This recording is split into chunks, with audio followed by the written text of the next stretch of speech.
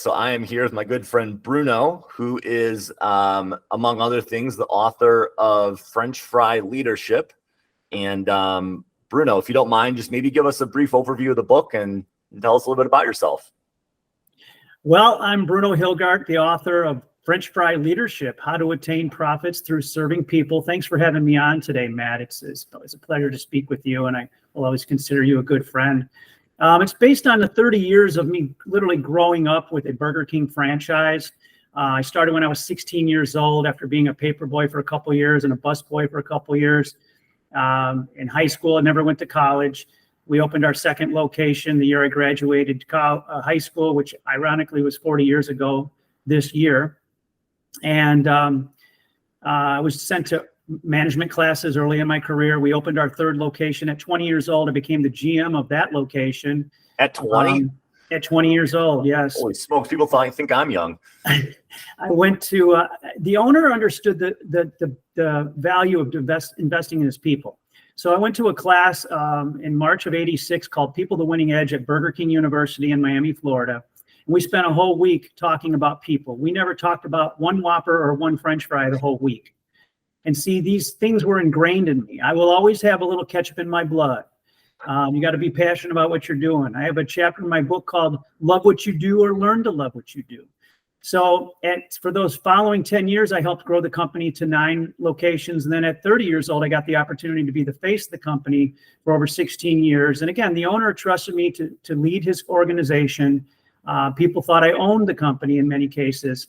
And I just been blessed to be exposed to some of the most influential motivational speakers in the world. Now, there was a couple of duds in there also.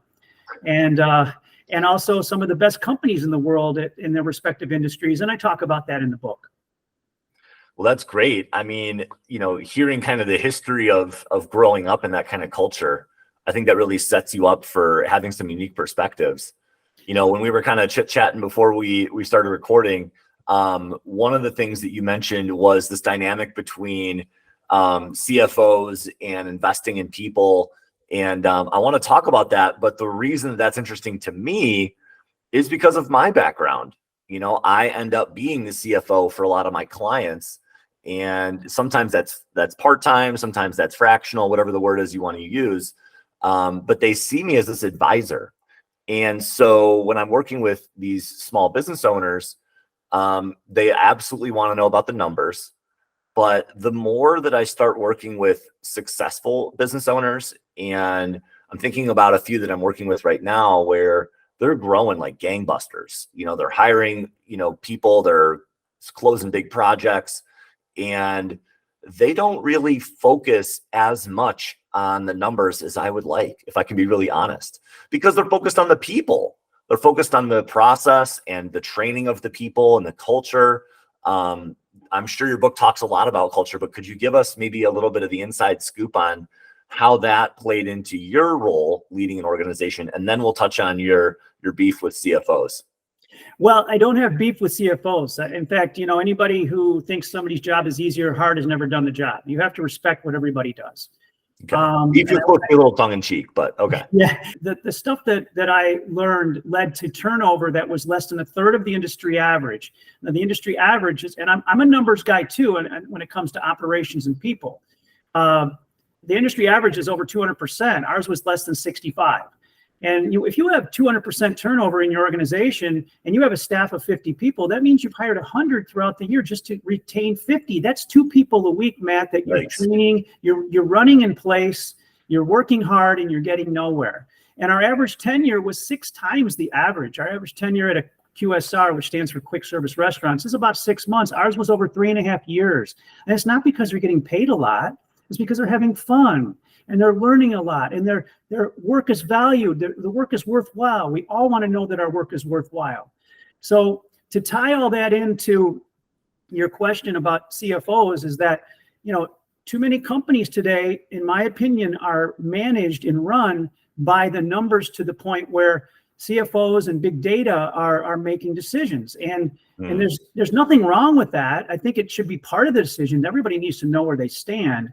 But when I heard you just say that a lot of times and let me say that your role as a CFO, that's a tough role. A lot of business owners don't want to look at their numbers because they're afraid to see them. And that's a fact. But if you take care of your people properly in all ways, and that means investing in leadership training for the leaders, training for new people, the numbers take care of themselves. It's a magical formula. And it's all about operations. It's all about people management.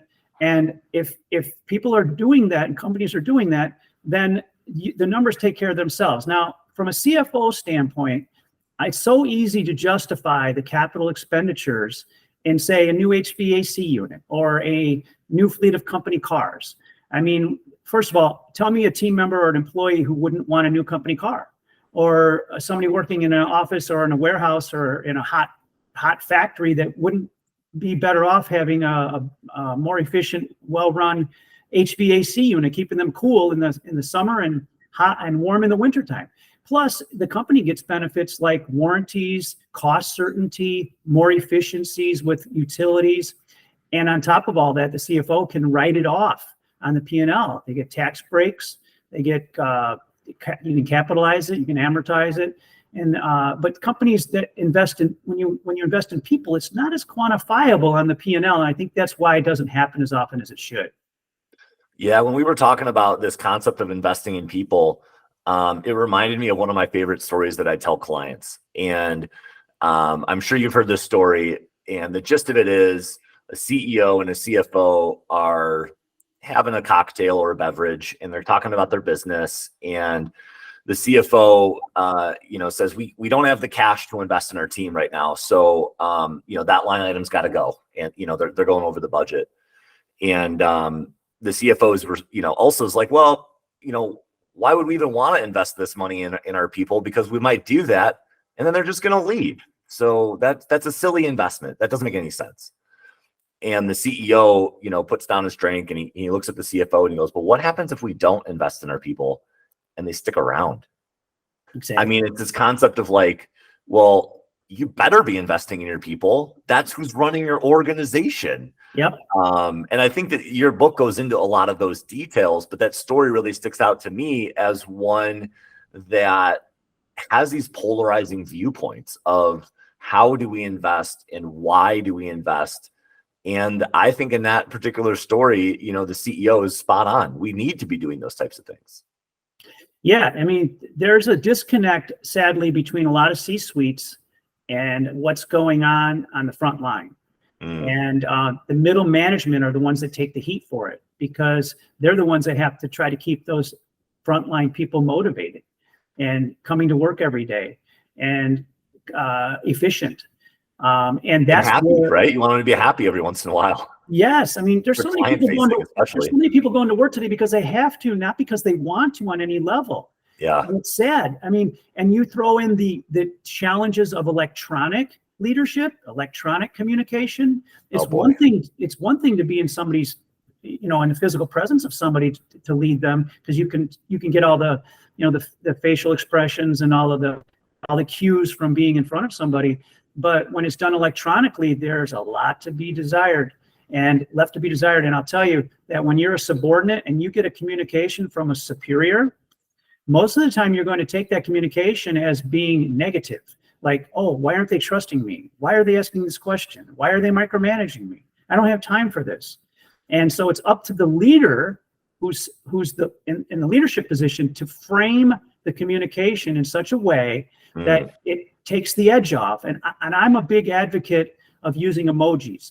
I know that it's not professional in the business sense, and it should never be used on a legal document per se. But I mean, if somebody asks a question and they throw one of those little emojis with the little eyeglass on it or something, it kind of takes the edge off a little bit. And I think it allows the receiver of the electronic communication to receive it in a way where they're not so threatened. They're not so feeling like they're being micromanaged. Yeah, emojis in business communication. I hadn't quite thought about it in that way, but I suppose it absolutely does take the edge off a little bit. I've got a leader that I can think of who sends out these Loom videos. I don't know if you're familiar with Loom, but I'm a big email guy. I type very quickly. I like very fast. Like I could probably produce a few pages in like 10 minutes. It's not even a big deal, but nobody wants to read that. And you can't tell my tone through these. I get that. And so what this leader has started to do is she'll open my email and she'll click record on her Loom video and she'll read and then she'll respond in the Loom video so that I can kind of see like as she's reading her responses. It's actually quite an effective leadership technique. And it's forced me to kind of think about how I'm relaying some of these messages to people as well. You think about the CFO role, their spreadsheets, it's data driven, it's reports, it's usually very mundane. But when you add this emotionality to it, people start to realize what it is you're talking about. It's one thing just to say, well, sales are down 10%. It's like, all right, well, I got an email, sales are down 10%, whatever, not a big deal. If you get the CFO or the CEO and they're, energized and they're like, hey, sales are down 10%, guys, it's not good. Here's what we're going to do. Like the emotion comes through. Right. And I think that to your point, now that we're in 2023, so many people lead by email. So many people lead by written communication. The emotionality is just lost. Right. And that's not good for the emotionality of the team and the culture. There's a disconnect. You bring up, you're right on target, Matt. You bring up what I call, it leads to the work when there's a disconnect between formal culture and organic culture in companies. It leads to the worst thing that can happen in any relationship, and that's overpromising and under-delivering. Only politicians get away with that. But I mean, think about it. Formal culture. Its examples would be mottos, mission statements, values, team member handbook stuff. The stuff that says we care about you. People are our number one resource. If you ever have any questions, concerns, ideas, let us know. Our door is always open. That's perfect. We've teed it up perfectly. But if the leaders aren't living that, then it leads to what I just mentioned, overpromising, under-delivering. And it happens all the time, Matt, and leaders don't even know they're doing it because they're so busy responding to 100 emails. Yeah, but it creates a toxic world. It creates a toxic environment. Pardon me? That creates a toxic environment when you're overpromising, under-delivering in a chronic sense. Right. It doesn't matter if it's a neighbor, your wife, your husband, your spouse, in any relationship, at work. And what happens is leaders don't even realize they're doing it. So when somebody would come to me and say, hey, Bruno, I need to talk to you, I knew it wasn't to tell me I was a great guy. Okay, now my to-do list is changed. Now my to-do list is that person is now on my to-do list, and I got to prioritize this ASAP, okay? Because I don't want that person taking orders with a frown on their face or to have something bothering them or not caring about overlapping those pickles on the Whopper, okay? Because quality is everything. So I knew I had to stop, pretty much soon and do what I was doing. And so what happens is a lot of leaders, they don't even realize like, well, Matt, I'm kind of busy today. Can we talk about this tomorrow? My facial expression says it all, right? If you're in front of somebody. It's like not important. Or, great, I'm not important. Or you come to me with an idea and I say, Matt, what kind of idea is that? I mean, we can't afford that. I make you feel this big. How many more ideas am I going to get from you? 0. Okay. This is happening all the time. Leaders are so caught up in their to-do list on their own that they don't realize that their number one thing is to serve their followers. Well, I'm really looking forward to our second segment. And for those of us, those out there listening, there's going to be 3 segments that Bruno and I are going to do. So I'm looking forward to unpacking this a little bit more in our next segment.